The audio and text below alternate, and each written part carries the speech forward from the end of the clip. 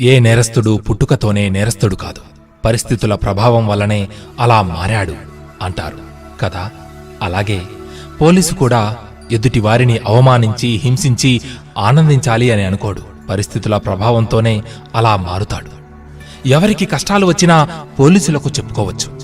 కాని తమ కష్టాలను ఎవరికీ చెప్పుకోలేని ఏకైక ఉద్యోగం ఒక్క పోలీస్.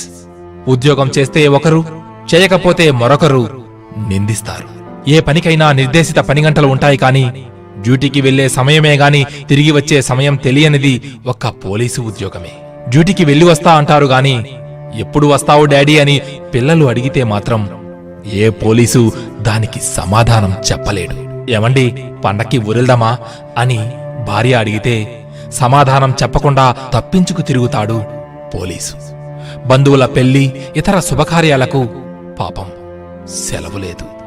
అసలు ఏ పోలీసునైనా అడగండి, వారి పెళ్లి రోజున లేదా పుట్టినరోజుకు కుటుంబంతో కలిసి కనీసం గుడికైనా వెళ్లారేమో అని.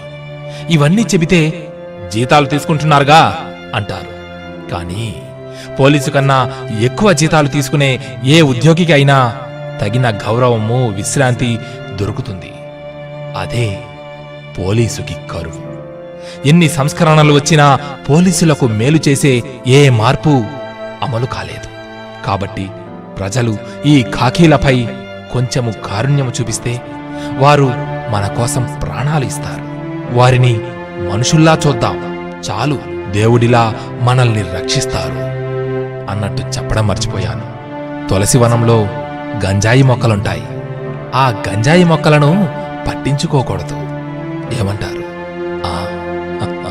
సమాజ శ్రేయస్సు కోసం నిరంతరం తపించే పోలీసు సోదరులకు, పోలీసు సోదరీమణులకు వందనం, అభివందనం.